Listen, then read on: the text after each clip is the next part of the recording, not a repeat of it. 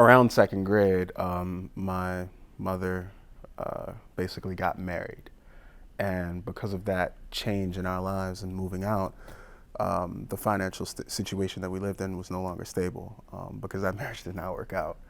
Um, and from then on, I never lived anywhere longer than 2 years, I'll say, sometimes only a few months.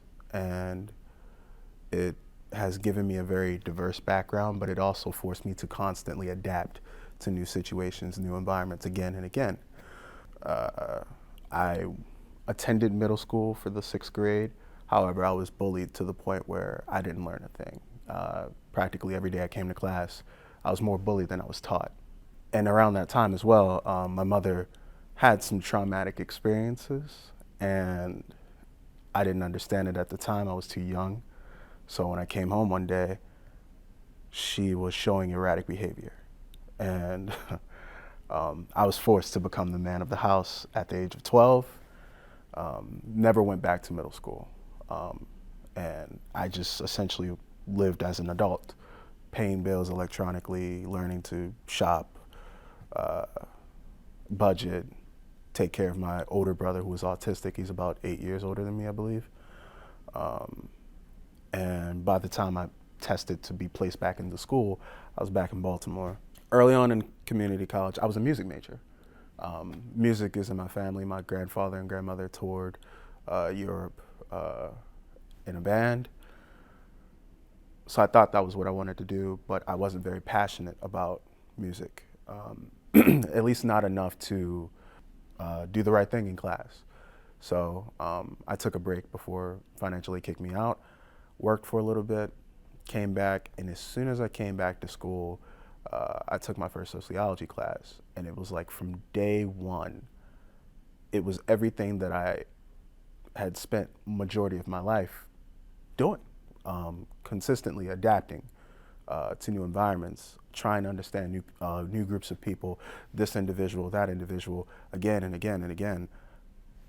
It clicked, and it was like all of my intelligence that I thought I questioned if I still had been revalidated.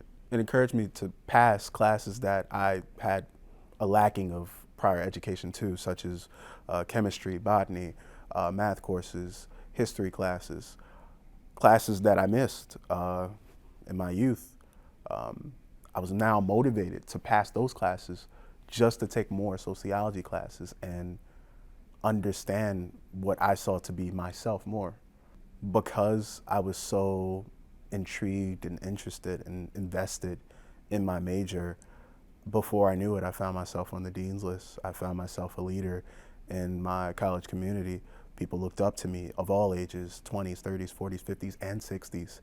After graduating community college, I'd felt it prior to my graduation, but it really got out of hand.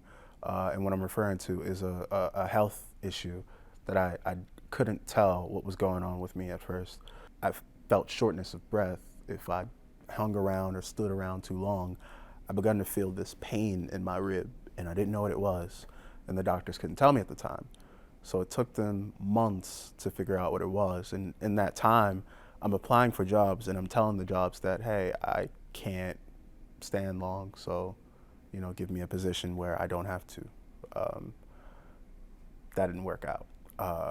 So as my condition got worse, slowly but surely, I found myself socially isolated because I could no longer stand for longer than an hour.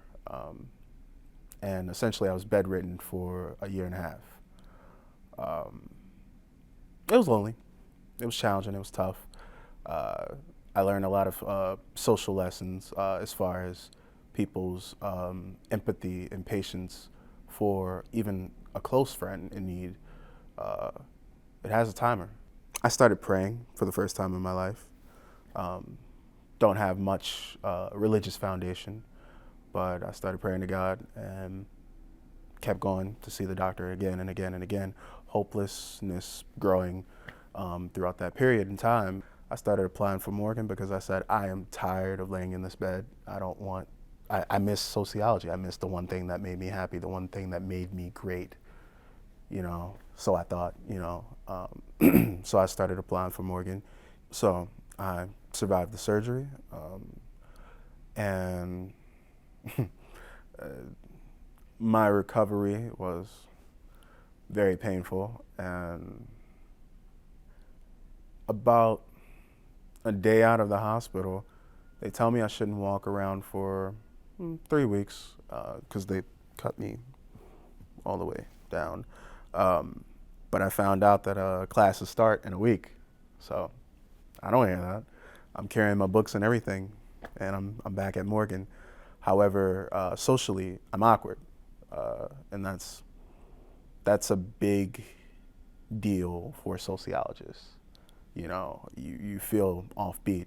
You don't trust yourself to read people in the room. You don't trust yourself to speak to people, adapt to people, etc. Like, everything was off, because I'd been away from people for so long. Dr. Lane and Dr. Howe were two professors I can say really showed me patience and grace and lended me an ear when I wasn't sure of myself. I joined a Christian organization at Morgan called Young Life. That was my safe haven during the pandemic, because I didn't even bring that up, but I rejoined college at Morgan State University spring 2020, essentially around the time COVID-19 hit. So I only got to enjoy classes in person for about a month before the pandemic hit. However, taking classes online, it didn't feel strange for me, because at the end of the day, I hadn't been talking to people outside of like maybe two aunts and my dad.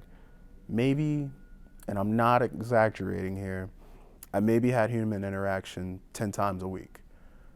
So to take online classes with people, I was grateful for that. And I made the best of it. And I spoke every day, every class. I participated. I would hang back. I would stay on longer than anyone else. People couldn't wait to get off. I didn't want to leave. When you come from a family that doesn't have a lot of members, especially in your generation that have gone to and graduated from college, they don't value it the way that you do. So they'll tell you that they're proud of you, but it almost seems nonchalant or condescending of sort. I hate to say this, but I almost sense a vibe of envy, or, like I said, nonchalantness, like they don't really care. So it's like, I'm not really doing this for anyone but myself at this point. I want to go to grad school. I think I perform well, even at the end here. It seems like every time I invest fully in my education, I come out on top. I'm not done. I'm 26 years old. I'm a little bit behind, but I want to continue. My name is Malik Winborn, and I am a soon-to-be first-generation Morgan State college graduate.